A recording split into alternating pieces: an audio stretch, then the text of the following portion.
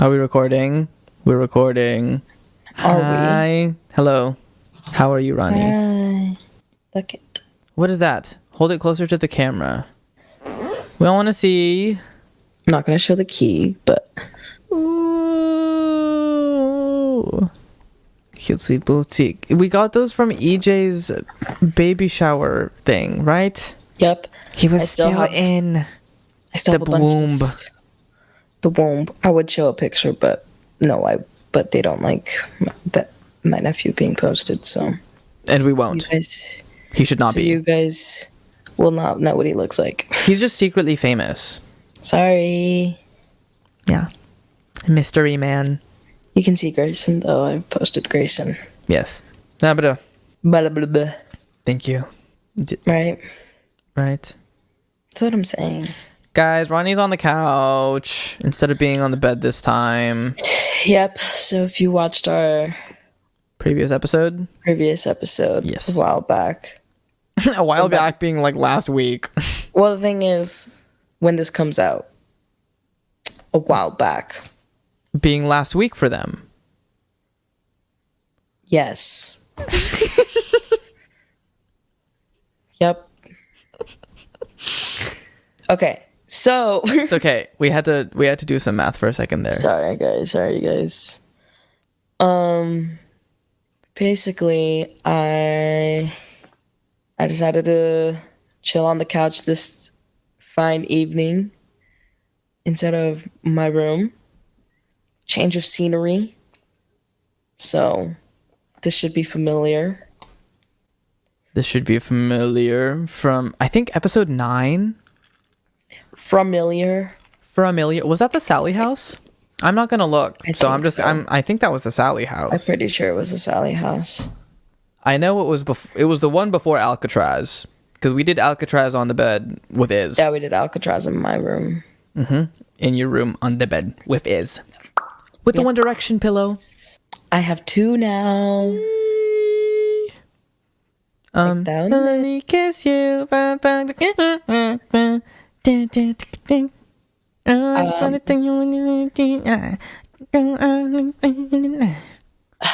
remember.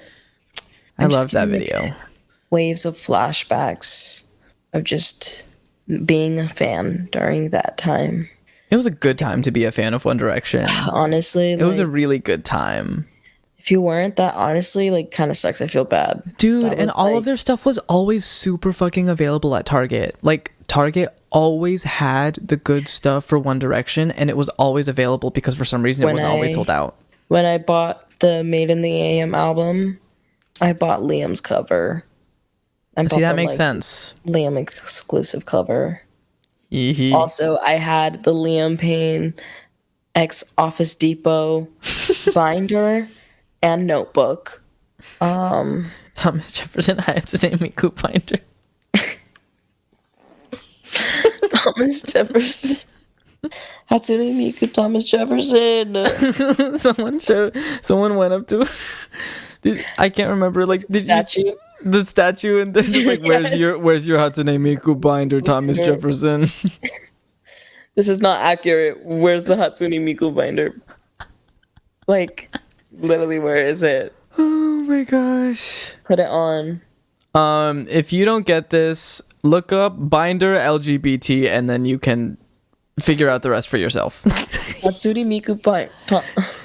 You can also just look up Hatsune Miku Thomas Jefferson binder. Or Thomas Jefferson Hatsune Miku binder. Binder Thomas Jefferson. Oh yeah, Hatsune Miku binder Thomas Jefferson. Yep. That might just be a lot of words, but you better look that up. If you're a fan, if you know what Miku Miku Beam is, you owe this to yourself. You were saying? I just can't believe that these words exist in the same sentence. Yes. If you're a fan of Thomas Jefferson or Miku Miku Beam, Hatsune Miku, or Nightcore, or Binders, or Hatsune Miku Binders, you'll like this. If you're gay, though, you probably already know about this, though. I hope you know about this. I feel like I don't know a gay person who doesn't. That's true. But that's also, I don't know. I have to ask a gay person. I need to see a gay person. Okay. It's during Pride. I need to see a gay person. Who's that? A gay person? No. If you've stayed long enough to look at these fucking animated rainbows and listen to the brown gays talk with each other, then you're probably gay. So I'm pointing at you, viewer. Or listener. 3 gay cats looking at each other. 3 gay cats looking at each other. Except I'm not a cat, though. Like 3 X3s looking at each other. a dog and a cat and another cat look at each other. Yes. Woof meow meow. Woof meow meow. Meow. Or meow woof meow. Woof meow meow. Woof meow meow. Woof meow meow was the win. Okay. That one's better. Well, speaking of woof meow and meow, hello again, my frisky friends. And welcome back to Rambling About Things I Read on Reddit. I wish I wasn't packing up my stuff from the place that I learned to love you. I wish I had never given up on all the compositions of our tunes. Now I'm sleeping until 4 p.m. Stayed up all night cause we were talking about him. And I knew that this would Okay. I'm your what? Now you're back. I'm your host, Brandon Moore. And I'm your co-host, Ronni Red.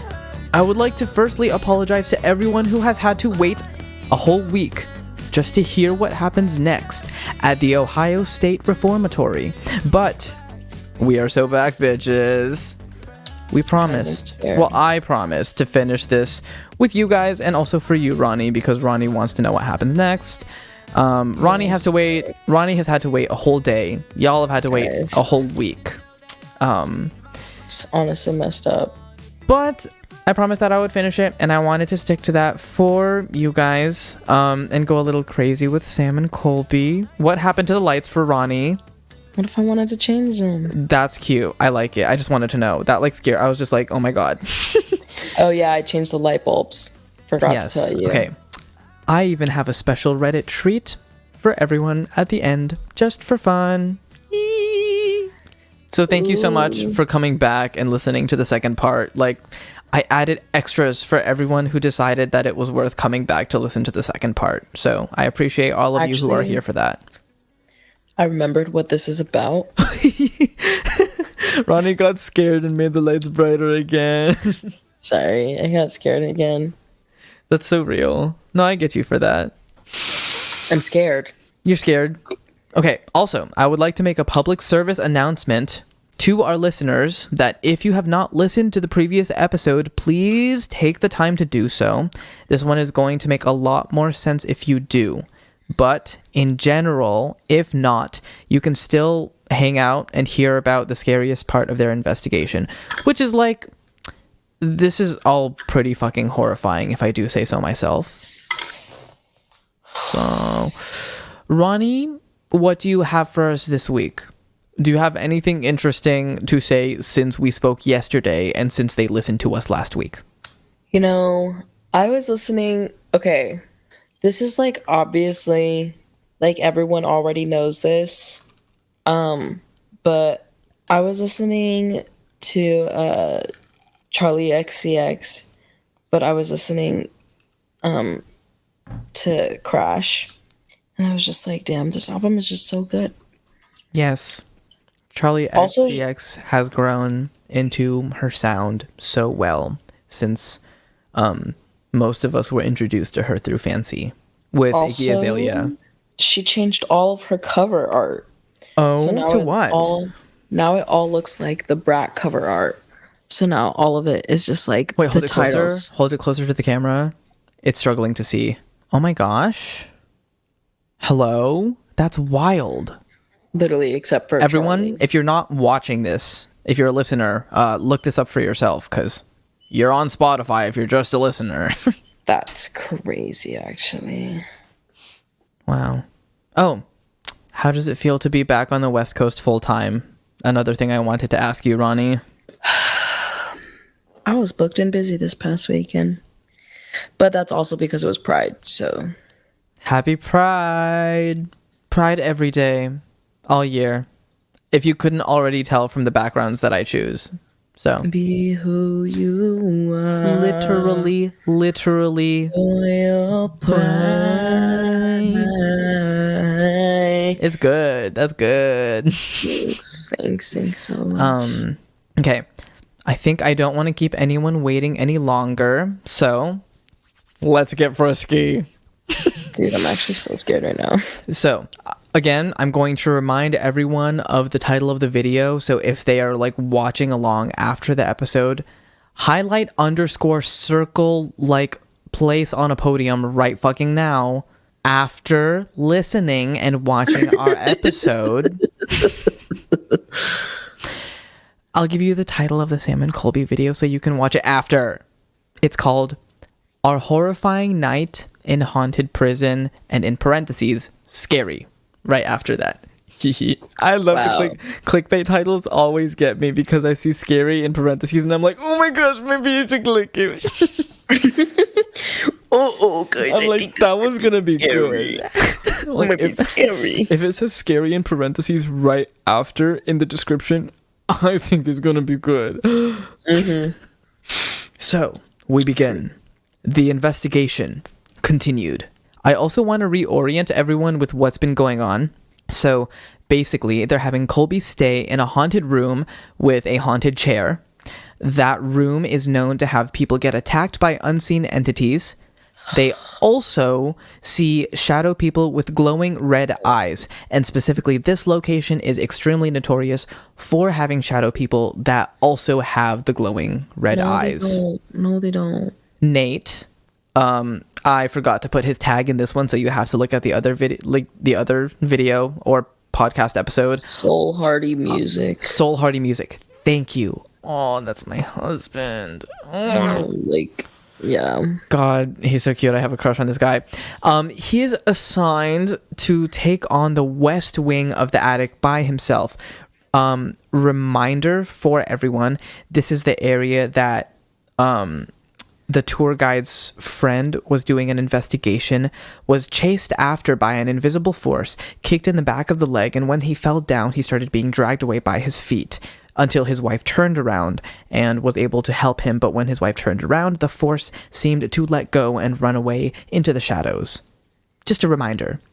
No thanks. And we didn't get to what the other people are doing. So we left off last episode with Sam hearing a little girl laughing around in the darkness of the attic right as Nate is about to start his investigation in the west wing of the attic.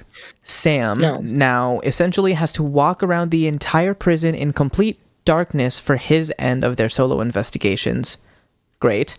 And please remember that each of the cells is pretty much known to have these shadow figures with the glowing red eyes. I'm gonna remind you every time. No, you don't have to. They emerge from the cells. They peek their head out from behind the doors. And you can see them watching you often. Like, this is a very common occurrence. So we get to Colby's investigation again.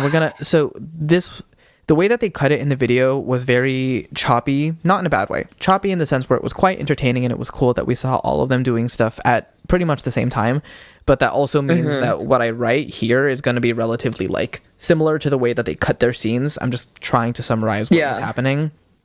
So Colby starts.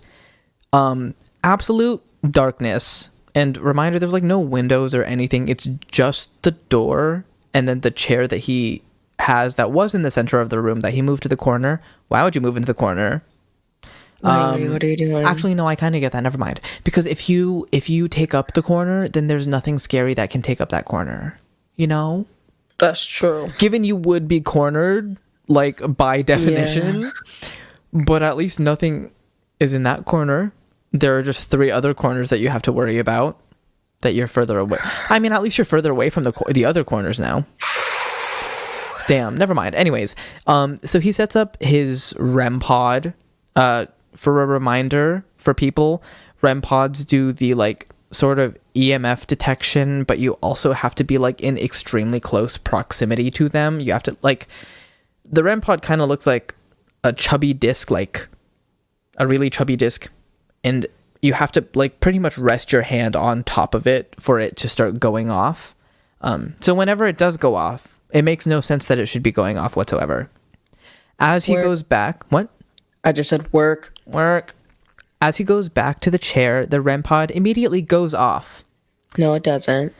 Anyways, we go to Sam, who is walking around. He goes down hella stairs and starts hearing banging in the jail around him. It was literally just Jessie J. So literally don't worry. Like literally don't worry. It was Jessie J. Or... Oh, no. It was Lil Wayne. It was Lil Wayne. We didn't watch that, so we'll watch that after. Yeah, we have to watch it after, because I want to know. I want to see it. But, so, he hears, like, all the crazy banging in the jail around him, and it's not something that I enjoyed. It was cool that it happened during the video. No, it fucking wasn't, because it happened very audibly, and you could just hear... It felt like the jail wasn't empty. I don't like that. With the amount of sounds that you were hearing around him. But it was terrible because it wasn't enough noise for the jail to be full. But it was enough noise. It was just enough that it was obviously not the other people who were there with him. And I hated it. Hate that. Yes. Nate goes to the attic. Well, rather, he's in the attic, and he's in complete darkness, and he talks to the camera to comfort himself. And when I say this, I mean, like, he is like, that camera is his new best friend. That camera is, dude, like his favorite, so his best company in that moment. Dude, that would be me. Like, I get it. We know this. I'm just like bad at holding a conversation, or like more so, I don't know, small talk. Yes, specifically. All of a sudden, I would be a master at small talk because I would just be yapping so then I literally don't have to think about anything. No, yeah, like I'm just like. The only noise that I'm going to hear is the echo of my own fucking voice. Good luck to y'all. No, like literally, like that's it. Like seriously, I'll start yapping. For real. So we cut back to Sam after that. Okay. Sam starts hearing people moving around him in the jail. And when I say people moving around him, like you can hear clear footsteps and shuffling just around the jail, and it's like this is not what Sam is trying to describe to us. Like this, you can hear it being picked up by the microphone. Yeah, like there's too much shit going on around him, and you can see the red eyes, like, no, you can't. Like on camera, like in the shot. No, you can't. No, you can't. You see things like. No, you cannot. No, you actually cannot. Like no. And, like, this is before Sam prompts anything. Sam doesn't ask any fucking questions. He is just fully just standing still and, like he's just breathing on, like, you hear his breath on camera and, like, that's it. And you just hear knocks and scattered footsteps all around him. And they're not far. Like, it's like, at least 20 feet away from him. So, no, that's not true. Those are all... It's just the rats and the cockroaches. Yeah, sorry. I got distracted because I looked to my left and I saw Roku TV, and then I saw that they had this Smucker's Uncrustable food truck, and I was like... Oh, that's so real. And I was like, wow, that sounds amazing. I want sorry. A Smucker's Uncrustable food truck to cater my high school experience. When we went to San Diego... in January, you want to know what we brought? What was it for? Oh wait, yeah, San Diego for the trip, right? Yeah, it was for Danielle's birthday. Airbnb. Yeah, it was for Danielle's birthday. I loved that shit. You want to know what we brought for food? Hot chips. This is what we brought for our groceries: hot chips, Uncrustables, alcohol, and soda. And Yummy. a case of water. What did you eat aside from that? I mean, we went out to brunch that one day where I got the tequila Jamaica drink Ooh, delicious. and had that like really good wait, hold on. I have a picture of it because it was absolutely divine. Devon. Divine. Devon. Look at that. Ooh, that looks wonderful. Right? Absolutely. This was the drink. Look how cute it is. Describe it to the listeners. It's if you don't know what Jamaica is, it's a hibiscus Mexican drink. Think of it like a dark red flour-based tea that is served cold. Yeah. It look And like then- the color of it is very much like a very like an even darker version of what cranberry juice looks like. That's what it looks like visually. It does not taste like that. Yeah. It tastes like Jamaica, and you'll know once you have it. So Yeah. But it has a little lime toasted pinwheel with a little flour. cutesy bootsy. But my French toast was churro French toast. Yes. And then I tried the homies chilaquiles. Oh, those were so fire. Ooh, for real. Don't Do know you how want to we get got back here. into it? So sorry. Yep. No, it's okay. But do you want to get back into it? Yeah. I know you don't want to, but like you also want to know what happens, but like you're not excited I for don't it. know what happened, so then I can stop thinking about it. Well, okay. So Colby asks, is there somebody here? The REM pod goes off immediately, and on his night vision camera, glowing orbs start to show up. No, they don't. Yes, they do. No, And like shit wasn't dust. You know that Yes, shit it wasn't was. dust. You cannot you know that shit was not Yes, it dust. Like was. there's a fucking difference. That was not dust. Yes, it was. Sam, we're back with Sam. He takes one step and okay, I think he has the Alice box in this case. So he takes one step and it just goes off immediately and it says Ew. child, dinner, No. hour. Oh my god, ew, ew, ew, ew, ew. We cut back to Nate. Gotta be so real. It just cuts to him in the middle of a prayer. He's not doing too hot. I'm so worried Honestly, for him. Oh, bruh, I would start doing the same. I would literally start doing the same. he is so cute. Literally need him so bad. Like need No, him I so know. bad. The first time they like did a video with him, I was like, I'm like, who's Who's this? "Who's this?" I like the people you invite. So Colby sets up the music box, probably our least favorite paranormal investigation tool for anyone who doesn't know. It is pretty much exactly what it sounds like. It is a music box that is attached to a powered motor, and it works like a motion sensor pretty much. They set it up. Colby goes outside of the room to set it up outside of the door, which I don't know what's scarier, the music box being right in front of you and just going off by itself without any motion being there, or it being in an entirely different room that very obviously doesn't have anyone and going off right outside. Like, I'm absolutely wanna pick, horrified either honestly. way. honestly, that sounds like that one video. Yeah. Would you rather vote for a candidate like Donald Trump or a candidate like Joe Biden? Gun to your head, the gun would go off. Like, Dude, that that's what would happen in this exact same scenario. Like, I couldn't choose. The gun would go off. yeah. I feel like Kamala Harris cackling right now, guys. You just fell out of a coconut tree. You think you just fell out of a coconut tree? You exist within the context of which you Of whatever the fuck else she says. So we go back to Sam. He passes by cell number 13, and the spirit box says frigid.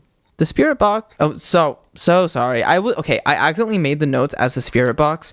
It's the Alice box. So if I slip up the entire time saying spirit box, I probably mean Alice box for anyone who's listening, anyone who's watching. I have to like edit live. The Alice box continues and says 100 rows in reference to the amount of cell blocks. Reminder to everyone, there are 100 cells for each of the layers of the cell block, and there were 600 cells, so there were 6 stories, and each had 100 cells in them. And the spirit box referenced that.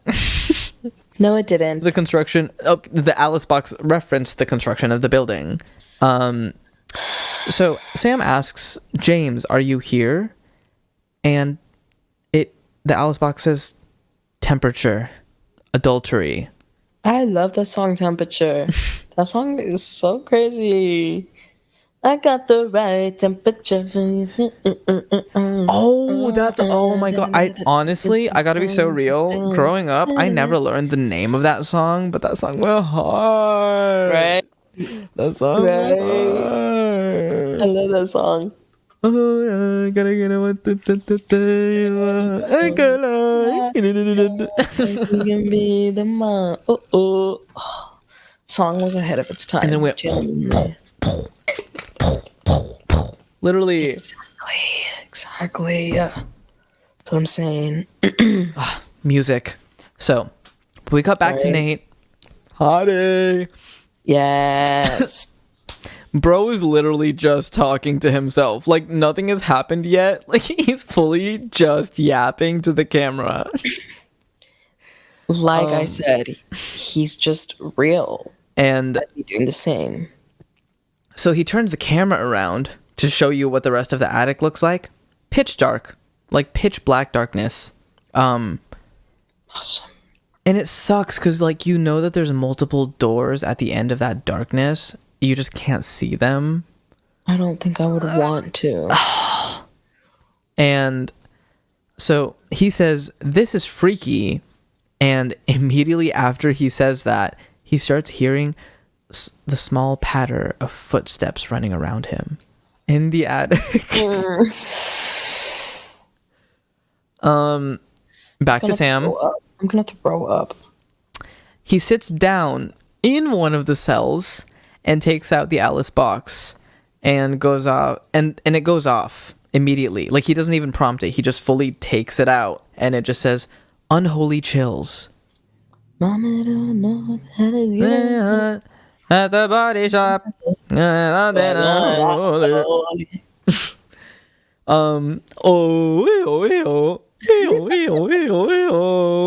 Like, literally, that is my yodel queen. Yeah. Yodel monarch. Real ones get it. Real if you are currently celebrating Pride, you'll get it. You'll get it. So Sorry, I just thought of... So they're non-binary. Okay, monarch. Okay, so Sam says there's got to be some sort of darkness, and the Alice box says got present. Okay, don't give me gifts when I don't ask for them. Thanks very much. What if I start crying? Then what? Sam asks, "Can you tell me who's present right now?" And immediately in response to that, there are footsteps walking up to the cell that he's sitting in. Not any of the paranormal, like, investigation equipment going off. It's fully just you hear footsteps coming up to the cell from the outside. And the windows behind him start to shake. Oh, in the distance, a pained cry is also heard from somewhere in the prison. I don't like this. You're like, get me out of here. You're fully not there at all, but you're like, get me out. I'm like, maybe I didn't want to hear about this actually.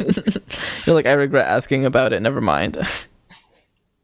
So Colby, we cut back to the bad bitch, our legend. Also, I didn't get it at first. Like when we were watching Sam and Colby, you were like, "Oh my god, Colby!" I didn't get it at first, and then the more I watched Sam and Colby, I was like, "No, I get it.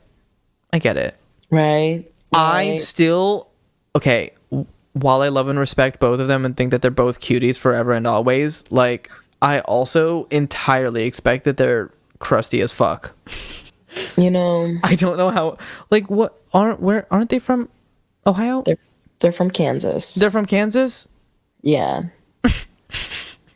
Yeah, no, they're definitely crusty, but they're cute as fuck, so it's okay. Maybe they make it up in some of the areas. Like I know. Colby has a girlfriend now.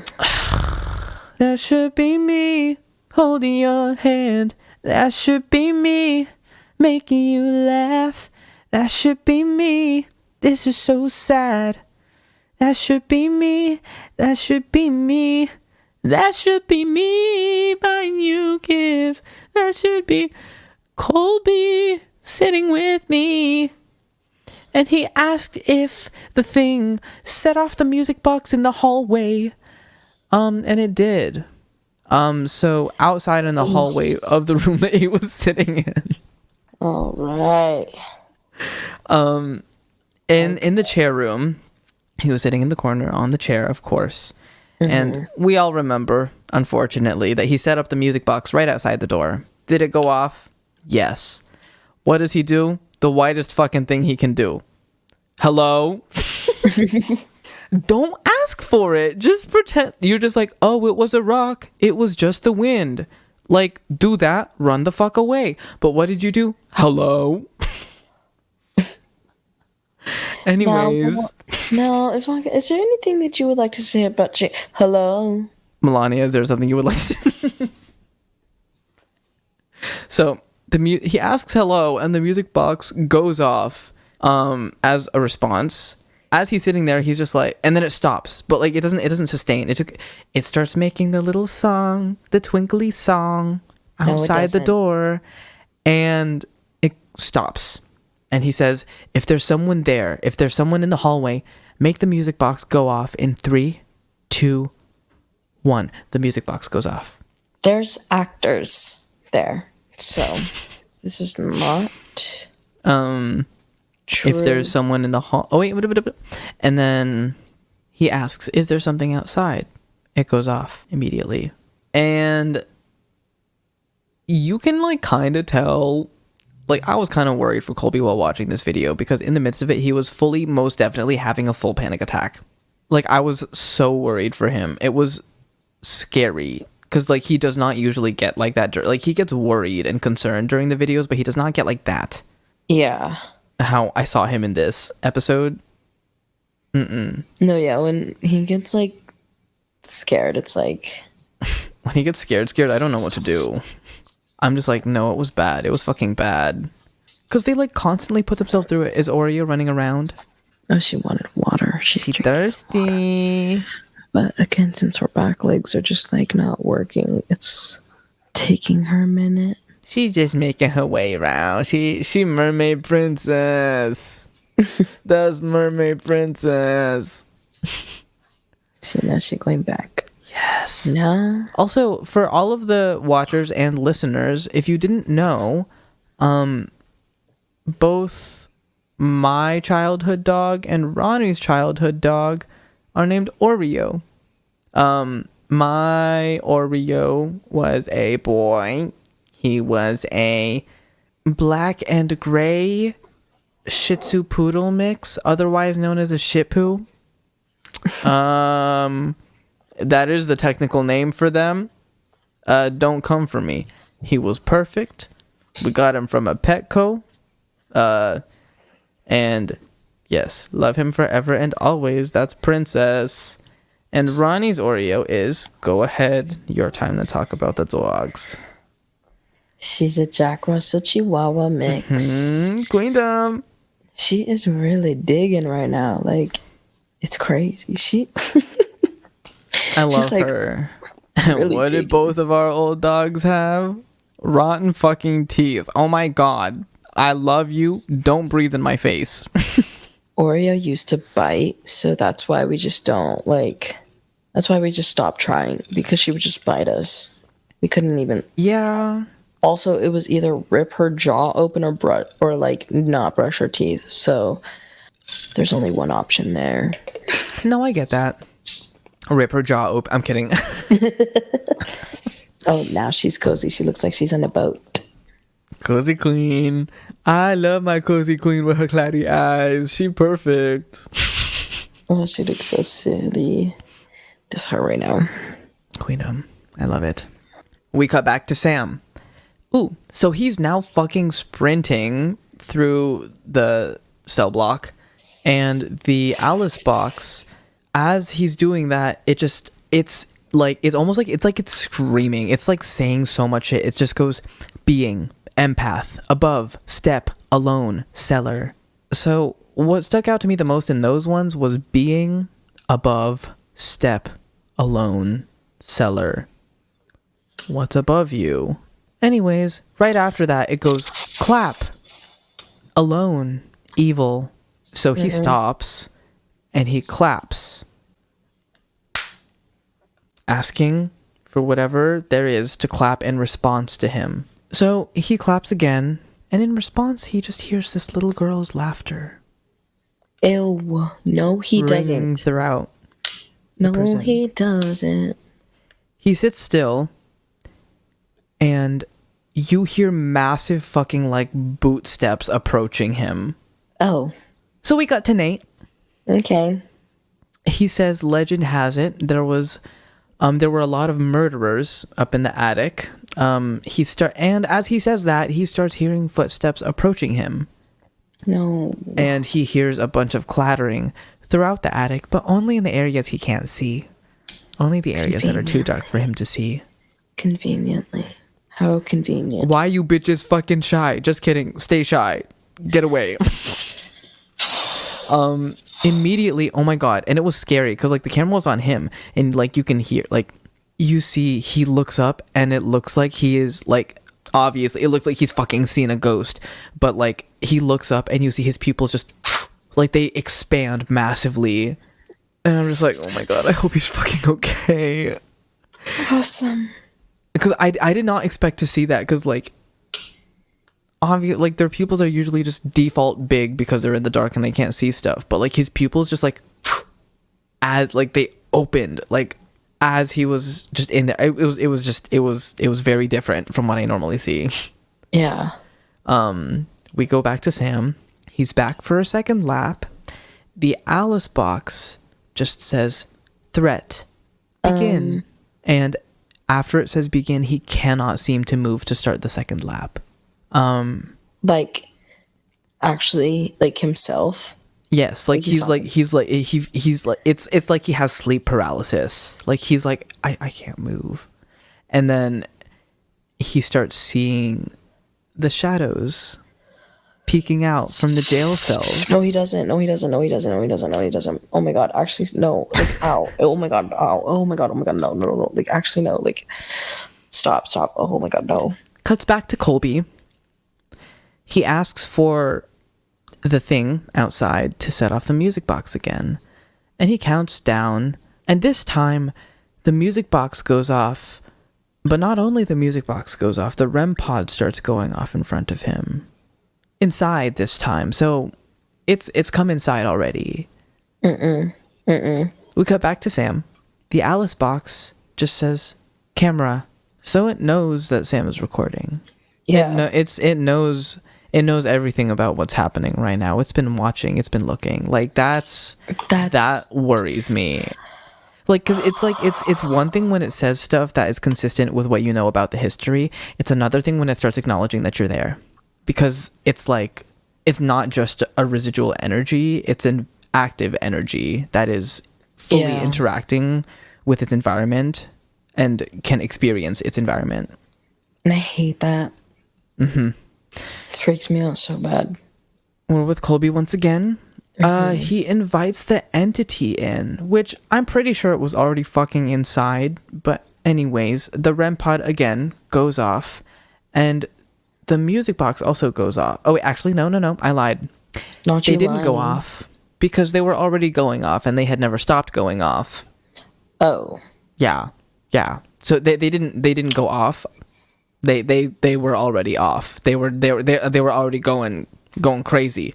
It was loud. The REM pod does this like kind of like mini like ambulance siren that like detunes itself in a horrible like terrible way, and that mixed with the sounds of the music box going off outside of the room. I don't know how Colby didn't throw up. That sounds horrible. Colby asks the thing to step away from the music box, and he's just like, can you step away from the music box? Can you step away from the equipment? As soon as he says that, it just goes silent. Ew. No. We cut to Nate. He keeps yapping. Like, that's literally the only note that I have. Like, he's fucking horrified. He's like, guys, like, I don't know what to do right now. And like, he's just like, I really hope that this, and bro just talks about things in his life. Like, he was not saying anything particularly significant to this case, but he was yapping. But I was there for every second of it, because, I mean, talk to me all day. I'm there for you. For real. I'm there for you, sexy. We're back with Sam. He says, is anyone around? And Alice Box responds, around Norman. Sad. Cool. Who's Norman? Anyways, with Colby again. Okay. He says, the things we do for YouTube. Like, who does this, man? Seriously. Yeah. Why? His pupils are absolutely fucking massive at this point. And he's like, Colby being Colby decides that he wants to ask. Or like, he's like, hello? The music box goes off outside again. Oh. Right after. And it sucks because like, it's not like going off and like malfunctioning, obviously. Like, he fully is just asking things, and then these things respond to him. Yeah. Anyways, Nate again. He's talking about being cold, and he says that it feels like the building wants to keep you there and never let you go. I hate that. I've never personally experienced that, but I never want to. And yeah, no thanks. Yeah, I just hope I hope he's okay, cuz that's our hot and sexy guy forever. Yeah. Colby starts hearing footsteps in the room with him. And just like, this is isolated from the equipment that he brought in to sense things. He fully just hears footsteps in the room with him. Sam says that, well, no. He decides to stay still, and he pans the camera around, and there's just like an absurd amount of movement around him. And like, and when I say that, like, the cells themselves, like, you can like, it's different from hearing like wind noises. Like, you hear people moving in the cells but not saying anything. You just hear those movements of like people actively existing there, and you hear knocks on the walls around him, and you hear footsteps above and below him and like around on the rafters around him. I hate that. And the Alice box, while he's experiencing all of this, it just says erase, starve, finish, yell, reach, living. And those last three ones, no, those last three ones, I did the voice because it said them louder than all the rest. It said erase, starve, finish, yell, reach, living. Stop. Like, it was so much more clear. I'm giving the listeners an immersive experience. I know. You're just like, but it's too immersive for me. For real. You're like, this is too much. I'm getting overstimulated. I'm so scared right now. Colby asks for a signal that's not with his equipment, and he sees, like, you know how you can see underneath the door, like the shadow of like if someone is outside, he sees a shadow pass the door, like it's walking outside. No, he doesn't. So I mean, he got his signal. That's not with equipment. He just back with Sam, literally mid walk, and the Alice box just goes abort. What do you mean by that? Do you want him to stop? Like, in which case, Sam, stop. Please save Sam. Please save our cutie. For real. Cut back to Nate. He looks like he's about to cry. Like, that's it. That's the only update. Like, he just looks like he's having a horrible time. I'm right there with him. We haven't got too much with him except for those scary footsteps and like the things in the darkness, which like that's not very little. Like, we're not gonna diminish that. Like, that's fucking horrifying. He just looks like he's having a terrible time. I would be too. We're with Colby again immediately after that. His camera died for some reason, and it doesn't make sense for it to die because those batteries were like extra fully charged, untouched. Didn't start filming on that specific camera with those settings at all in that room or anywhere else in the prison until that moment, and it died while he was there. Of course, and he wasn't even there for a full hour, so that makes no sense. Yeah. So he's filming on his phone now. Unfortunately, that he couldn't do it fully in 100% darkness because he wouldn't be able to pick anything up on his phone because the camera was the only thing that would be able to pick up with complete darkness otherwise. So he did that. So it's not cheating. We just know that the ghosts were fucking tampering with shit. Yeah. Sam, again, he's sprinting, which understandable. Like, if I had to do laps around it, I would just sprint them so that I didn't have to see anything too quickly. I mean, I would only have to see things very quickly.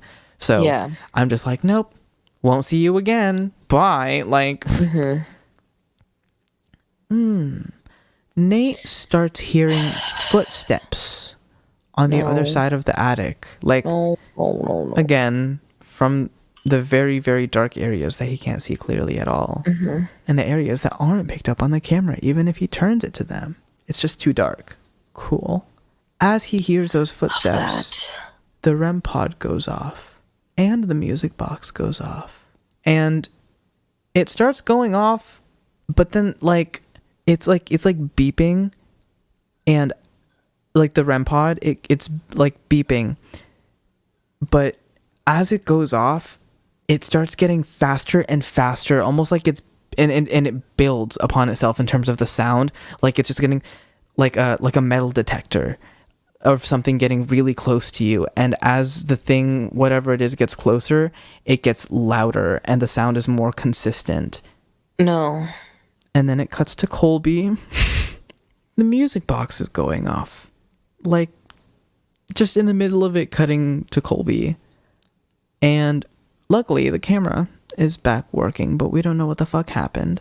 Anyways, Haunted Nights comes back, like the two dudes from Haunted Nights, and they decide to jump scare Colby for fun. I wouldn't forgive anyone for doing that to me in that kind of environment. Yeah, no. You're not my friend anymore if you do that to me. Actually. We cut back to Nate, and actually, after that scary, horrifying point in the video where like it was obvious that something was coming up to him, and it was like there was something like moving around in the dark, and the REM pod was going crazy, his camera went silent, and it stopped filming everything from that point on. Bruh. They didn't have anything to put into the video for that because all of the footage and everything, like it just doesn't exist. It stopped working after that point, but it recorded everything else before, which is weird because he didn't like press record and then stop recording and then press record. Like, he was just recording the whole time. So why did it only cut out just the end? Yeah. Why did it only cut out after the climax of the interaction with the entities in that environment with him? Oof. That's literally the plot of a horror movie where somebody has no idea that they're possessed until they come home and they're possessed. Like, I hate that. Anyways, they want to scare Sam now. And then we cut to Sam while they say that. And the Alice box just says, poltergeist, divided, coffin, 2, found. No. Before they get close enough to start messing with Sam, though, he starts hearing a bunch of different footsteps and voices approaching him. But the thing is, they can't seem to find Sam. And they're also on the opposite side of the prison. So the voices and footsteps that Sam's hearing are not them trying to play a prank on him. Yeah. No. Like, they were fully on the other side of the prison to the point where you couldn't hear them even say words. And it's a big fucking prison. There's 600 cells. Yeah. Like, they literally can't find him. But then, I don't know why he was... Because if that was happening to me, if I were Sam, I would just be frozen because I wouldn't know what to do with myself. Like, I would try to move, but I wouldn't be able to move. And otherwise, I would just pass out from fear. Yeah, pretty much. He continued wandering around even though he heard the scary voices and footsteps, and he actually got to jump scaring them. So Sam won. Yay. Yay. Also, I need to let everyone know that I actually lied a little bit because apparently that wasn't even the actual investigation yet. So I guess let's get into it again. The way that I thought that was already bad, like, what else do they have for us? Because it got to that point in the video and they're like, okay, we're going to start our real investigation. And I was like, what the fuck do you mean? What do you mean? Let's start the real investigation. I'm speechless right now. I'm actually so speechless. Like, I have no words. Yes. God. There's more. There's more? There's unfortunately more. Oh, dude. Put me out of my misery right now. I need to pee, though, so I'll be back. Okay. I'm gonna pause 1 sec. Okay. I forgot that I saved this in my camera roll. What? What does it say? Renee Rapp?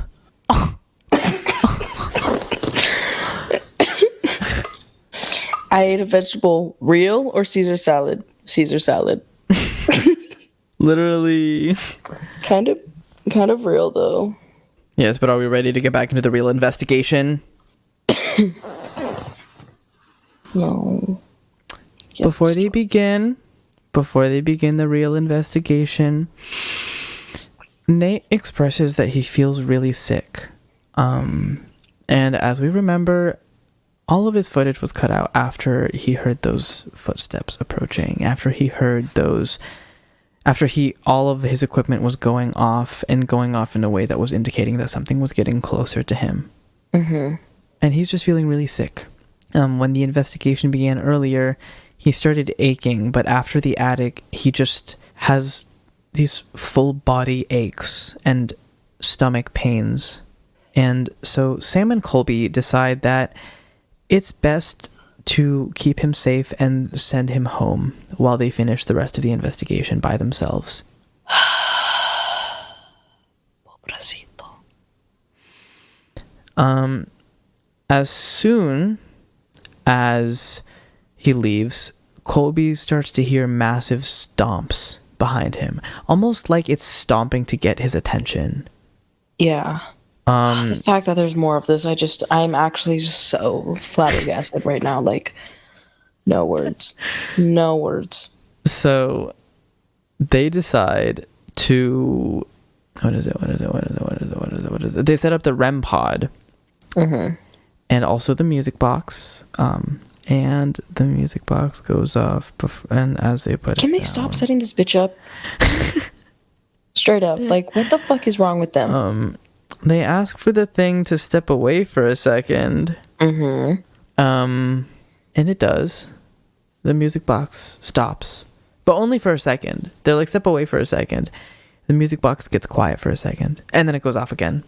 And it's just like it's fucking with them. It's like, you only said a second. Yeah.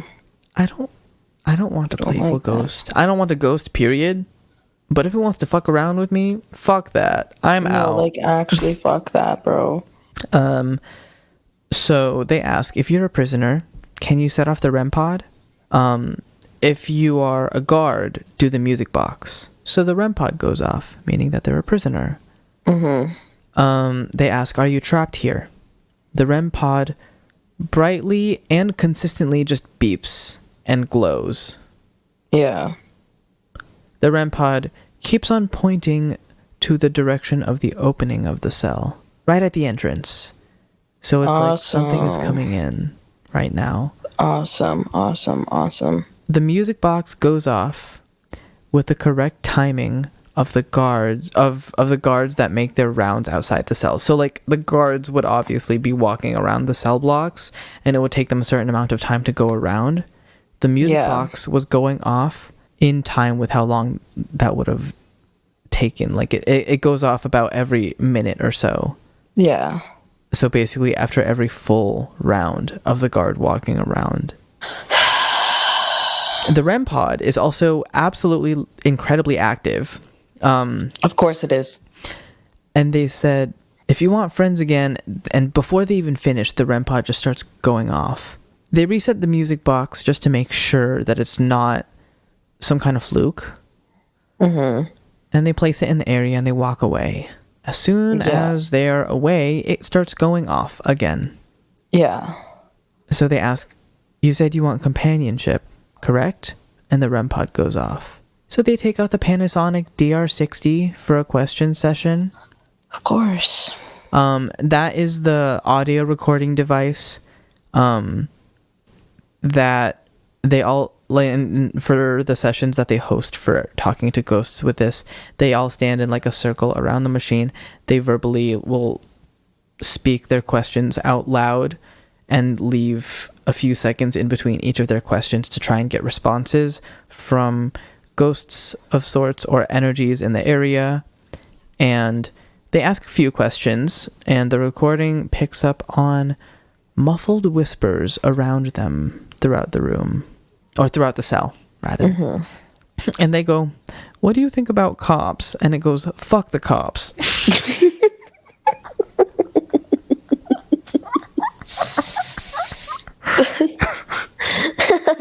Maybe the ghost is a little bit funny sometimes.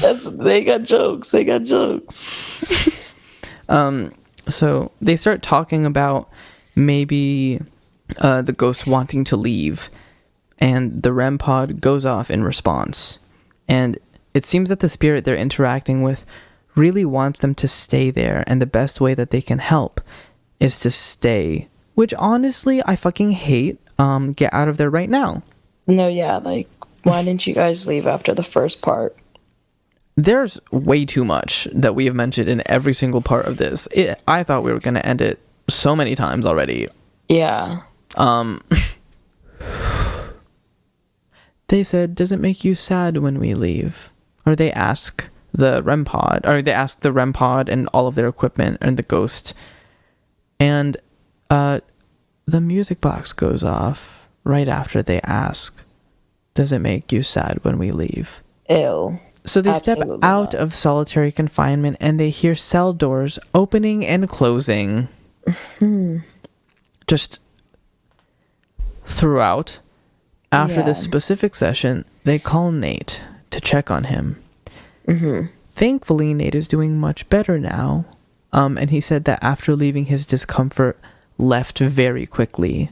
So luckily, it seems like something wasn't fully able to attach to him. Yeah. Protector sexy. Please. So now we get into the last investigation.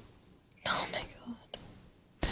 Now they're definitely going to officially investigate the attic together. Okay. And they start that with the Estes method. No. So, reminder, this is the west attic, the one that Nate was seemingly attacked by something in. The same west attic that dude was kicked in the back of the leg and almost dragged to his death until he was saved, thankfully. So, why did they do this one? Why did they do that method? I hate this one. I hate when they do this one. They set up the REM pod too. They also got some metal folding chairs for them to sit around. And there are some vents and pipes all around them. It's a very open, very unfurnished and barren attic, to say the least. Not gonna lie, it's so massive, it kind of looks like a high school gym. So, like, it's a huge attic. And so, what is it? They ask, how do they not kill each other? And Colby gets chills, Ew. and the REM pod immediately goes off, like, after they asked that. Maybe they shouldn't say the word kill in a space like that. Like I would be so careful with the verbiage that I would be using. I don't want to acknowledge anything in there. I don't want them to find out what I'm scared of. I don't want any suggestive language. Nothing. No, like, literally nothing. So, before they begin officially, they're just chatting with the spirits. They say, like, do you want us to leave? The REM pod goes off in response. Advice? I don't know. That's up to them. Take that advice. Reminder. Oh, wait, no, I already said this earlier. Anyways. You keep saying that, and I'm like, remind ya. Yeah. So they start hearing footsteps around them in the attic. Mm-hmm. From, again, the dark areas that they cannot see. Yeah. So they ask if someone joined them. And they didn't get any responses. Almost as if whatever was there was hiding. Ew. So absolutely not. They say, feel free to tell us whatever you want. And they ask, is somebody coming over here? And they start hearing knocks and footsteps throughout the attic. Stop. So they decide this is like some prime time to begin the Estes method. Perfect. Sam is the one wearing the headphones. For everyone that doesn't know or remember what the Estes method is, or if for some reason this is the first episode that you're listening and or watching, this is the method that uses noise-canceling headphones to listen to a spirit box while the listener speaks out loud what they are hearing in the headphones. They're also blindfolded. Yes, they're also blindfolded. It's like full sensory deprivation except for being able to hear stuff. So that they can fully focus all of their energy on properly listening. So Sam, or like through Estes method, we start, as soon as it starts, it just goes, quiet. Who is there? Jesus. So knock it off. They ask, are you afraid of Jesus or do you have him in your life? And it says, actually, yeah. But after that, it's silent for a bit and they don't really know what to do. And then they just hear, I see you. In a sing-songy voice. Stop. And Sam clarified. Sam was just like, I see you, and it's like they're singing it. I'm gonna like start crying. Like, actually. So they ask, are you able to make another noise down the hall for us? Quietly. Okay. And they ask, what crime did you commit to get put here? And in response, they get, it wasn't me. And they said, were you framed? They get the response, murder. And right after that, it just goes, yeah, it actually scares me. And what really concerns me is that these are full-bodied responses. Yeah. It's not just like these little, like, random fucking words that come out of nowhere. It's like, these are phrases. Yeah. These are answers to their questions. So they ask, did you take the fall for someone? Through the Estes method, they get, look! Almost like it's trying to point at something in the room around them. Mm-hmm. And they ask, where are you? It says, everywhere. No, you're not. And they say, I wonder, and they're just literally talking to the camera. They're like, I wonder if spirits have the power to do that. And the Estes method is still going on in the background. And it just says, from down there. From down where? About Outback. From down under. They said, did you follow us from the hole? No, not finding them at the hole. They said, did you follow us from the hole? And it said, in this institute. They asked, did we talk to you downstairs in solitary confinement? And it just said, get me out. They say, we could try to clear their name. And it says, that's all that I want. What? And then as they're all standing there talking about this a little bit more, they just, like, through the Estes method, it just goes, back up. Because they're all getting closer to Sam as they're talking. Oh my god. And so ew. they all take a step back, and then it says, and they ask, tell us how we can help, and it just goes, till we die. What are you? Okay. So they're saying they just continue to ask more questions. If this is the same person from downstairs and you need help, let us know. And Sam, he can't, like, he just goes, guys, I just started hearing screams in the headphones. I don't really know what's happening right now. I'm like, there's actually tears forming in my eyes right now. I'm like so scared right now. And then right after he hears those screams, he conveys that there's another thing, and it just goes, let's kill, in another sing-songy voice. I'm gonna start crying. Oh my god, I hate this so bad. And again, and they didn't even get to ask more questions before the Estes method responded again. It just goes, you're filming me. And so they ask, do you not like us filming you? And it just goes, you're gonna get attacked. No. And then it just says, try anything, shining light. No. And they're like, they just ask, are you gonna attack him because of, like, are you gonna attack him because of the bright lights? And it just says, from the basement. And then it just goes, stop it, I'm ready. Ew, stop with that goddamn voice. Stop it. Sorry, it's just that, like, it fully was singing it. Like, I don't it wasn't want. And then it just goes, 7, trust me, I'm sorry. And they ask, what are you apologizing for? And I kid you not, you on, like, in the camera audio and what they hear, they start hearing movement around them on the ceiling and on the walls. Oh, I'm gonna, like, literally freak out. As they hear that, through the Estes method, they just get the biggest guy.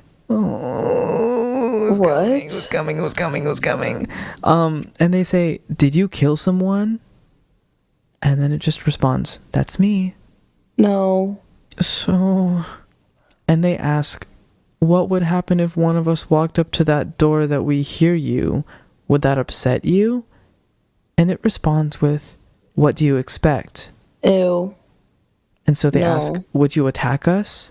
And it just says, I've already choked. Get in the corner. It's time. What? No. Leave. Literally, why are they still there? And they ask, time for what? What are you going to do? And it just says, go. Stop. Literally, knock it off. So they're just like, are you going to hurt us? And it says, I already did. And, oh my god, okay. This is not even like what they said. I heard it while watching this. Like, in the distance, in like the corners of the room, you hear someone whisper really loudly, I'm lonely. No. Stop. And then it just, like, through the Estes method, again, they just get, do you need me to show you? Seeing. And so they ask again, are you planning on hurting us? And it says, I'm trying to be free. And then they ask one last thing, do you plan on attacking us? And it just responds with, all. No. Leave. Literally, why are you still there? Literally, why are they still there? And that's the end of their investigation. Thank God. Thank God. Literally, thank God.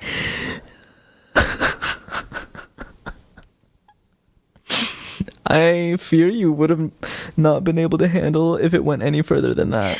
I wouldn't have. Absolutely not. Yeah. Absolutely not. Oh my gosh. Tell us what you think. We got your scared reactions, but we need some more reviews. Guys, I'm like actually terrified right now. Like, I have to like put my ring back onto the front yard, and I don't even want to like stand up right now. I literally don't even want to do that. The fact that I'm out. Huh?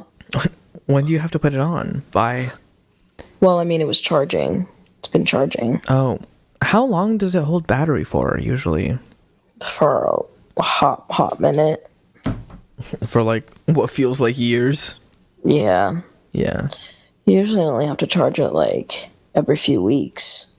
That's sick. So. You're just like, I don't want to go outside though. Not at night. Not at night. Not at night. I'm like, guys, but then I'm like, but it also helps me feel safe. So what the fuck do I do? You have to put it on. But I don't want to go outside. And what if you see orbs on it? I will. Don't. Zip your lip. Zip it. Actually. Knock it off. Well, that isn't the end of our episode, so time to get cozy, guys. I said I had a special Reddit treat for you earlier, and I'm coming in hot with ominous fucking things. Ronni, are you ready for some cute little short stories that'll make it hard for you to sleep? No. I made sure to get stories from people who are reporting experiences just to make it a whole lot worse for you. So, like, these are personal experiences. So, just so you guys know, this is like actual proof that Brandon hates me. Like, this right here, evidence that he hates me. Yay. I hope you're excited, Ronni, because I like to play this fun little game where I specifically choose stories that I know Ronni is going to like the least. Again, this is evidence that he hates me. So, anyways, oh, this one's like, oh, okay. I don't want to do this. Oh my god, okay. Okay. My grandma's house is, oh wait, hold on. This is from r/true scary stories by Kiku Cookie, KikuKookie.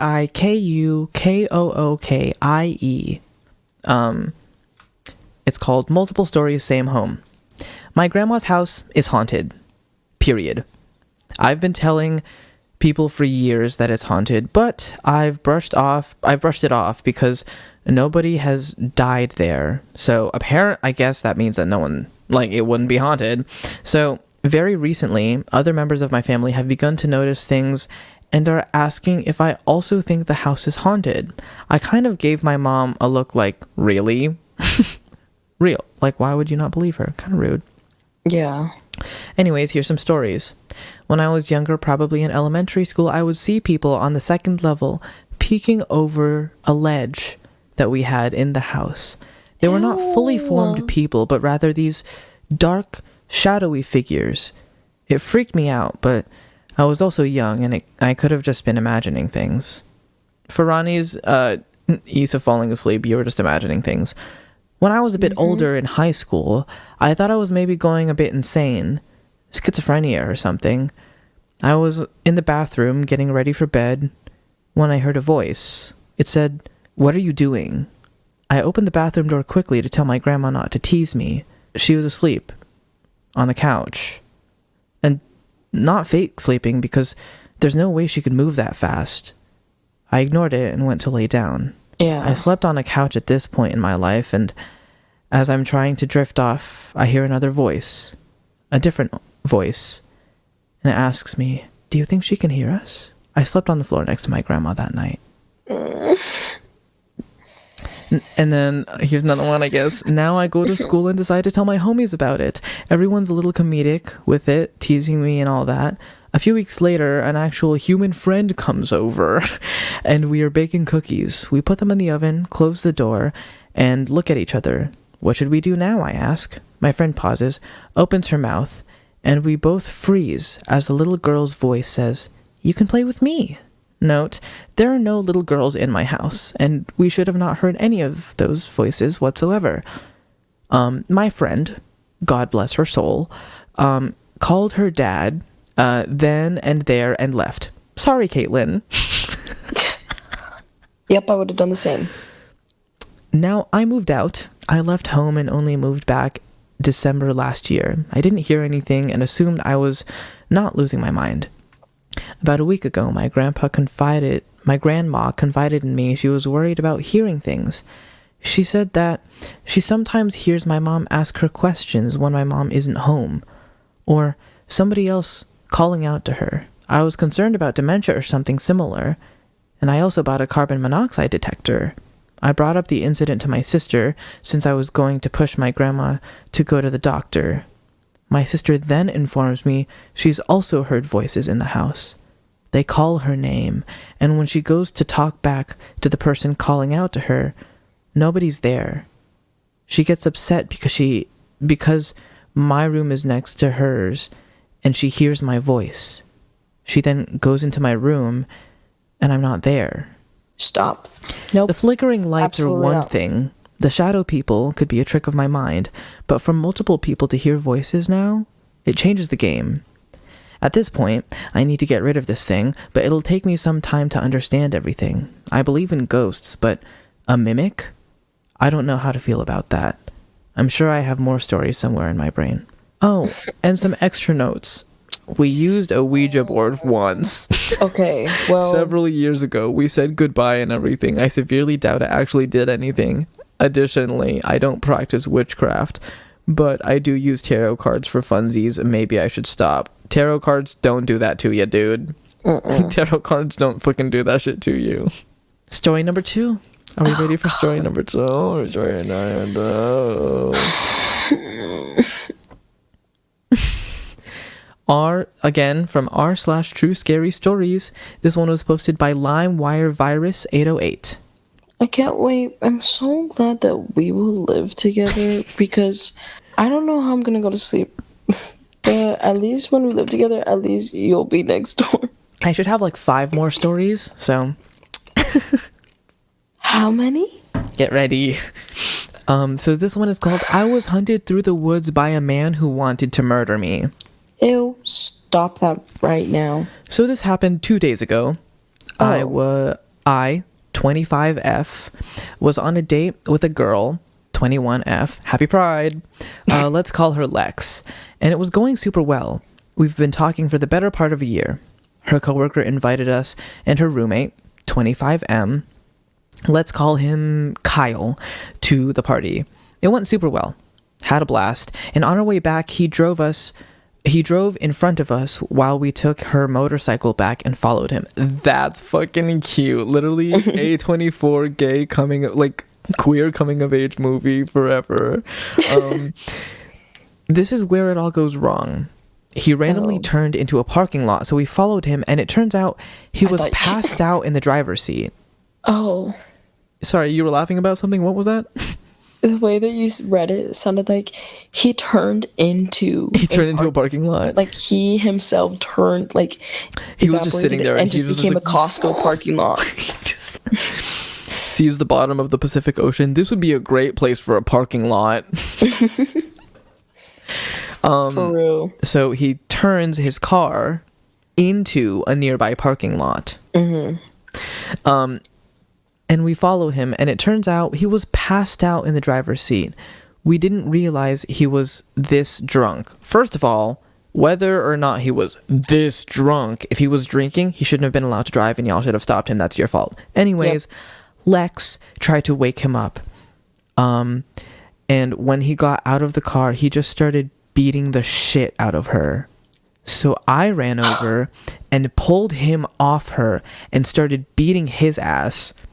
Put up a good fight until he took me to the ground and started strangling me. Then he grabbed me by the hair and started bashing my face into the pavement repeatedly. And for context, this guy is 6'2" and I'm 5'3". I started to fight back even harder to get him to stop because I thought he was going to fucking kill me. So I clocked him really hard and he stood up, bleeding all over me, and said, "I'm going to fucking kill you." At this point, Lex picked me up from the ground and just screamed, "Run." So we ran in opposite directions into the woods, and he followed me. I was much faster, so I was hiding in the woods while he walked around going, "Oh, Gabby." Fake name. For context, I guess the main character is Gabby, so okay. We're Gabby right now. He says, "Come out wherever you are. I'm gonna fucking kill you." Okay. Ugh. And then I would be hiding the way that fucking Katniss Everdeen was hiding in those why was I trees. gonna say Katniss Everdeen too? Yeah, literally. So I wound almost up said army Jennifer Lawrence. That's why. J-Law. Not J-Lo, though. This is me now. Cancelled. So I wound up army crawling through the woods so he couldn't see me and hiding there until I couldn't hear him anymore. Lex had run in the opposite direction, so she wound up by the road and flagged down a random person to call the cops, and they came and found me hiding in the woods. He broke her jaw and may have fractured my skull, waiting on the CT scan results. So yeah, Christ. there you have it. Hands down, the most terrifying thing I've ever been through. Update: he did not fracture my skull. Thank God. CT came back clean. I'm just severely concussed. She, on the other hand, most likely has to get surgery for her broken jaw. Oh, thank you all for your kind comments. And then someone, Jalissa143, and this is 23 days ago. I got pretty new Reddit stories. Like, this is 23 days ago. It hasn't even been a month. Yeah. Jalissa asks, so this guy's in jail, right? That's horrifying. And Gabby, our main character, real person, says, he was released the morning after due to bail reform laws in my state. What the fuck? But he will be doing time. We don't have any more details on that. Put that man in fucking prison. Holy fuck. That's insane.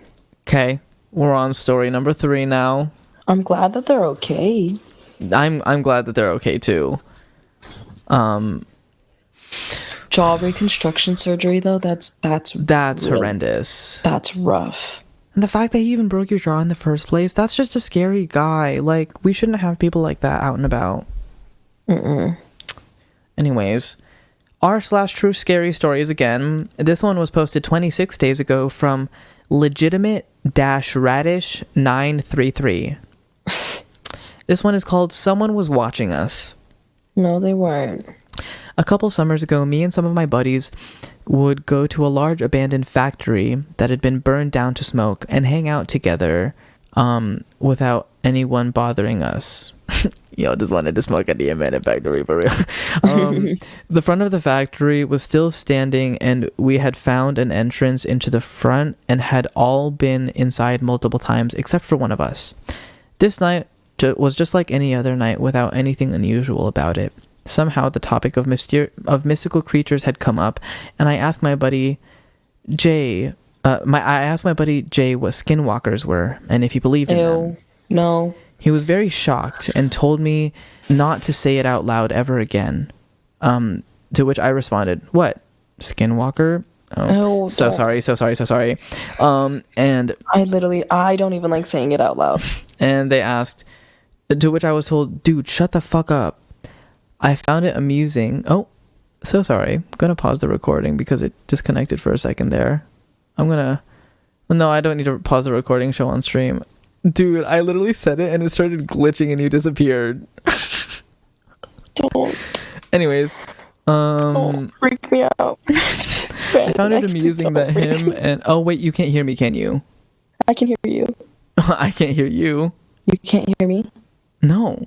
Okay, we're back from technical difficulties. And so I said, what? The phrase that I said earlier that I'm not going to repeat for the sake of not repeating it, but y'all just have to listen to the earlier part. To which I was told, dude, shut the fuck up. Which I found amusing, and I told amusing that him and my other buddies, Justin and Bobby, took something so silly so serious. I let it go, but my other friend Tristan wanted to poke some more fun at them. "Oh no, look at me," he said before he began to whistle and mockingly say, I'm not going to say it, a couple times while simultaneously walking into the middle of the factory. This part of the factory was burnt down and had no roof or walls. It was just some grass in the middle and bricks around the perimeter. I'm watching Tristan walk into the middle of the factory when he suddenly stops and freezes. I'm still looking right at him, trying to figure out what he's doing. He then begins to walk back and looks at me and throws his hand in the air while pointing in a circular motion as he mouths some words that I couldn't understand. I said, "What?" And he repeats himself more clearly and he says, "Get in the car." To which everyone except me frantically did. Why not you? Literally, why not? We took 2 separate cars to the factory, so I drive Justin and Tristan to where Justin's car was so they can both leave. Justin hops out of my car and sprints to his and starts his car. Tristan opens the back door to get what I believe he told me was his jacket and gets up to go to the passenger seat of his car. But before he could even take a step, his head darts to the left, and then he jumps in the back seat of the car and screams, "Drive!" They speed off. In this current moment, I'm a little scared but mostly confused. What's going on? I didn't take off very fast because I had to turn my car around to start driving towards the exit. But now I'm looking in my rearview mirror and Jay and Bobby asking them what had happened or if they saw why Tristan was jumping into the back seat. I see Bobby turn his head around in my rearview mirror to look back behind us, and shortly after, he whips his head back around and screams loudly, "Dude, floor it." And I do. We all end up rendezvousing at a local market to figure out what had happened. I asked Tristan what had freaked him out so much.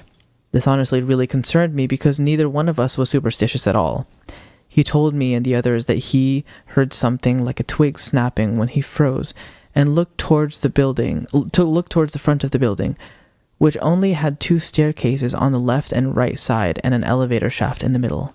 He then explained that he saw a silhouette of a tall, thin person on the highest floor in the middle of the building where the floors would have been, and then disappearing. Tristan had never been inside, though, so he thought he saw someone standing on the 3rd floor, to which Jay explained that there was no floor there, and that it was an empty elevator shaft. We are all shaken up now. I also asked him why he screamed "drive" at Justin and jumped into the backseat of his car, to which he explained he heard what he thought was someone or something sprinting towards his direction, and that's why he jumped in. I then asked Bobby why he asked me to floor it, to which he said that he saw some long, skinny, humanoid-looking thing sprinting at my car on all 4s very quickly. Ew, stop. And that's my story. I think maybe it could have been some homeless person sprinting on all 4s at my car, but that doesn't explain Tristan seeing the silhouette of someone standing on an empty elevator shaft. Stop. Hate that. Hate that so much. Fuck. Oh my god. We have 3 more. We have 3 more. Oh my god, Brandon. 3 more to get through. 3 more to get through. Okay. We encountered something camping by a creek. This was posted on r/True Scary Stories 28 days ago by Case Files of VJ. We're watching Chrissy Chapleka's music videos after this. Okay. Back in 2014, I am 28, was out camping with my friends in the Amamur region of Queensland. Okay. There were Phil and Tony, my oot, and an esky full of grog and sausages. What? Dude, what did you just say? We were driving through the forest through some of the off-road tracks and found a secluded spot by a creek set up camp for the night. We were sitting around a fire having a barbecue, and this person is so from like Australia. We were sitting around a fire having a Barbie, and like literally we were sitting around a fire having a Barbie and a couple tinnies and sitting back having fish. What does that mean? I can only translate the barbecue part. You said Queensland, and I was like, God, we're gonna deal with Australian typos. We were catching mostly dewfish, except for a fair-sized bass and a turtle. Okay? Sometime through the night, everything seemed to go silent. It was a fairly bright night, and earlier the birds were crying out, frogs were frogging, crickets were chirping. Now, as we were all getting tired and conversation lulled, we noticed it. Silence, except for the fire and the sounds of the creek. It was unnerving. Phil noted out loud, and the unease in the glances between each of us made the moment feel more tense. It was broken when a loud splash sounded up from the creek. It was like a massive rock was thrown into the water. We all gazed towards the sound, but nothing could be seen. We assumed it was a fish jumping in the creek, or a branch falling or something. After a few terrifying minutes, the sounds of the animals began again, and it was as if the silence never was. We put off sleep for a while to clear the nerves. Tony hooked something big, and we excitedly watched as his line snapped. Phil and I tried casting out. We both caught nothing but snags. We set up swags in a triangle. We set up, I'm assuming, hammocks in a triangle around the fire and decided to call it a night. Within minutes, Phil was fast asleep and snoring loudly. I was gazing up at the stars through my fly screen, just about to drift off to sleep, when I noticed that the silence had returned. It was only Phil's snoring that had lapped, and the lapping of the water along the shallows that sounded. The fire had died down a bit by now, and the wind was still. Oh. I could hear sporadic things. Leaves scuffling, twigs breaking every now and then. Isolated nature sounds amongst the silence. My heart stopped when I heard some stones on the riverbank move. When it sounded again, not once but twice, I began to hold my breath. Initially, I shook my head at myself. It was just a critter of some sort, no doubt, but the back of my mind was telling me it sounded awfully like footsteps. Yeah. I took shallow breaths as I waited for the sound again, but it was silent for a good minute. I had finally just began to breathe normally when I heard the sound again, but from the other side of my hammock a few meters away. Ew. I could hear sniffling, then the sound of stealthy movement as the thing creeped across the ground towards my hammock. The flap was pulled down so I could see the sky and the fire, but the other side was still covered. I could hear this thing breathing very heavily on the other side of the canvas. Then I hear the sounds of something touching the canvas itself, centimeters from my face. At the time, I assured it was a wild dog, or maybe even a pig, but unlikely, but I was just trying to cover it up in my brain. Yeah. Wait, no, I lost the thing. Of course. I don't understand. The sniffing sounded peculiar. The nostrils sounded large, like the breathing was more hollow. I could see the canvas move in towards me as whatever it was inspected my thick cocoon. I felt trapped. The canvas was moving towards the mozzie netting. Sorry, Australians. The canvas was moving toward the netting, and then I saw it. Oh, brownish yellow, long fingers with obsidian black nails. I'm not going to lie. I screamed the loudest, highest pitched squeal I think anyone could manage. I flipped shit. I started kicking and flailing. Tony let out a "what the fuck" before an even more expressive "what the fuck" before flipping out like I was. I heard a loud howling sound in the distance, and the thing that was above me run away from our screams across the riverbank and loudly crash into the water. Phil began shouting as he woke to our panic and heard the splashing. Tony and I had already scrambled out of our hammocks and were screaming. Oh my god. I'm like translating on the fly so hard because like... Listen to this. Tony and I had already scrambled out of our swags and were legging it to the car. Tony and I had already jumped out of our hammocks and were sprinting to the car.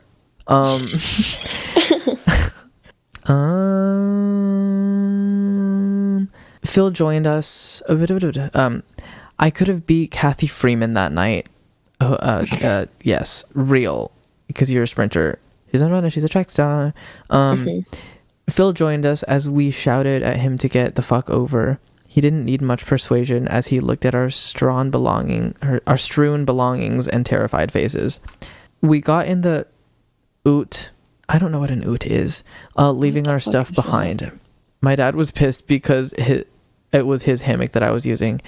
And as I turned on the headlights, a yellowish brown and abnormally tall shape, very humanoid, moved behind a large tree as if it was hiding and watching us. Ew, stop. Phil saw what we saw this time and started going mental. I floored it through the forestry, Fucked up some panels. My suspension hated me for it, but we got the fuck out of there. Every creek crossing was terrifying. We finally got off the dirt roads and we were heading back towards town. We crossed a small bridge from one side to the other. Oh, and from one side to the other was a trail of splashed water, as if someone or something was dripping wet and moved from one side or to the other. It could have just been water, but after what we saw, we were convinced it was the creature tracking water onto the ground. Tony said later that he saw the thing crouched over my hammock when I screamed. He said that he had his eyes closed and was listening to the sounds of a weird swirling in the water. He said he never heard footsteps. He told me the creature had overly large eyes, had very strong cheekbones and head ridges, and he reckons it was some kind of alien thing. I reckon differently. That was the last time I went out camping with the boys. I later moved to the city, but whenever I go back near that area and drive over a creek or the river,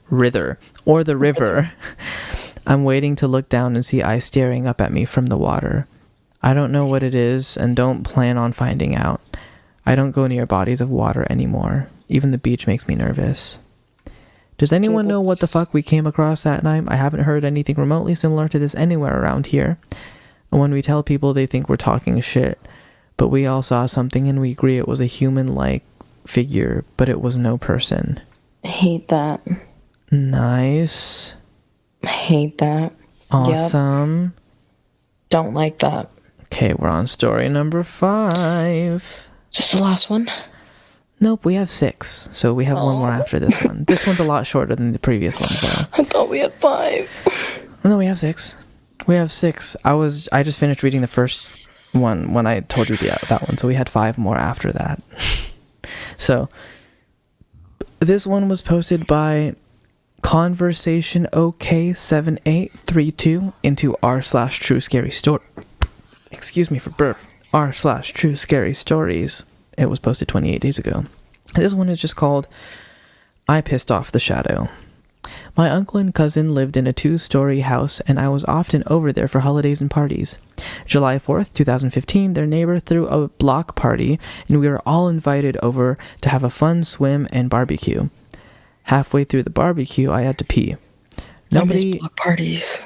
Real. Like, that was... Like, I, actually genuinely miss, when, neighborhoods, actually had block parties and stuff. Because I, know, back in Eastville, that was, pretty common, honestly. Mm-hmm. Especially when I was younger. And I'm miss that so bad. Bring back block parties for real. I'm literally saying. Because, when I go to, when I went to, the block party, for Pride or whatever, I love just having, I just love it. I just love it. I love a good block party moment. Okay. I love when people get the inflatables too. The inflatable slides. I get hype. I literally get hype. Literally so hype. Okay. I'm gonna get through these so you don't have to be listening to more scary stories for longer. Okay. Halfway through the barbecue, I had to pee. Nobody had their homes open to the block party. Everyone was contained to the streets and driveways. I decided to walk across the street by making myself to use the bathroom, so I walked in. I decided to walk across the street by myself to use the bathroom, so I walked in knowing my aunt and uncle warned me about something they called the shadow. I tried to be quick to get back to the festivities, so I used the bathroom on the first floor. I finished up and began to leave the house when I heard footsteps upstairs. I should have been in there alone. My first thought was that somebody had come in while I was peeing, and they had to use the bathroom, so they went upstairs. I called out, "Hello?" No response. I began walking up the stairs to see, and noticed all the doors were closed down the only hallway. I opened each door to check. Nobody was there. I walked back downstairs and heard the upstairs toilet flush. I went to check what it was, but as I stepped up the stairs, I heard running footsteps coming down towards me. I turned and booked it outside, and as I did, I saw a shadowy figure cross the upstairs bedroom window. Needless to say, I was terrified of the house and tried to avoid it at all costs since then. Yep. My aunt let me know that I had angered the shadow, and they were being aggressively harassed after I left. Oh. So, move out? Literally move out. Like Respectfully, move it's time out? to get going. It's time to get going. Like, And we have one last one. Oh, thank God, dude. Thank God. This one is from r/True Scary Stories. This was posted by Wicked4451, and it's called Voices from the Corner. No. This is a story my dad told me many, many times, and I thought I'd share it with all of you. In 1966, when my dad was little, around 13 or 14, he had begun reading what I like to call no-no books. Black magic type evil books. One night around 2 or 3 in the morning, What was he doing? my dad got up to use the restroom. When he came out of the bathroom, he heard what sounded like whispers coming from his room. At first, he thought it may have been my grandparents talking in their room, but as he sat and listened, he noticed it was coming from the opposite side of the room from where his parents' room would have been. My dad finally pinpointed where it was coming from. The upper corner, where the walls and ceiling meet. My dad told me he didn't recognize the language the voices were speaking. He said it sounded like a dead language, one not spoken for 1,000 years. The voices also came through with a heavy hint of static, like an old radio station that's hardly in range. Freaked out, he called for my grandfather to come in there. My grandfather opened his door and froze. "Who's in here with you?" my grandfather asked. "I don't know," my dad said, pointing to the corner of the room. At this point, the whispers had evolved into a normal speaking volume. My grandfather walked in and listened for a moment. "What have you been doing in here?" he asked my dad. Without speaking, my dad pointed to a book on the bedside table. My grandfather, a pastor at their church, his face grew very pale. He grabbed the book with one hand and his cross around, like that he wore around his neck, in the other. My dad and his walked into the living room. My grandfather built a little fire in their fireplace. At this point, my grandmother had come down out in her robe and asked what's going on. My dad, my grandfather looked at my grandmother in horror and said, "Honey, that's not the TV, that's the voices." Because she came downstairs because... Oh, wait, never mind. I'll read this again because I got confused for a second there. At this point, my grandmother had come out in her robe and asked, "What's going on?" Don, the dad, "I told you no TV this late." My grandfather looked at his wife in horror and said, "Honey, that's not the TV that's making those voices." Oh. Once the logs in the fireplace began to burn, my grandfather tossed the book inside and waited. Once the book began to catch fire, the voices turned into screams that rattled the windows, and they lasted about 7 seconds before everything went completely silent. I asked my grandfather about the story, and he would always cut me off and snap. "We do not talk about that night. Ever. Period." My grandmother said pretty much the same thing, only nicer, in her granny way. My dad had told me this story a dozen times, and it always captivated me. What were those voices? What were they saying? Was my dad close to opening some kind of portal? I don't know. But I do know he never picked up a no-no book ever again. Yep. Why would you do it in the first place? But whatever. Yeah. And that's our episode. Thank God. Thank God. Literally, thank God. Literally, thank God. Guys, that was actually terrifying. I think this was the scariest episode we've done. I'm gonna be honest with you. Like, yes. I actually don't know how I'm gonna sleep tonight. Like, genuinely don't know how I'm going to sleep tonight. Yeah. It's a little scary to say the least. Yeah. We're staying on the phone until the sun comes up, so. Okay. Damn, okay. Don't act like you don't already do that. Okay. No, Yeah. we're not on the phone usually until the sun comes up because you fall asleep before then. I'm not falling asleep. I think I can only You're scared to fall asleep because you don't want to know what could enter your nightmares. Yep. Anyways, what did? Thank you all for listening. We're so glad that you enjoyed listening and I watching hope with you guys us. enjoyed, and You should watch the video. It's pretty fucking scary, or don't. That's up to you. I'm not going to Yeah. watch it. I like that episode though. It was a good watch. It was very interesting. Tell us what you guys think in the comments. Rate the podcast, please. Like, Excuse me? subscribe. Follow me on Instagram as well and on TikTok. I go by Brandon._.amore on there, Brandon._.amore on TikTok as well.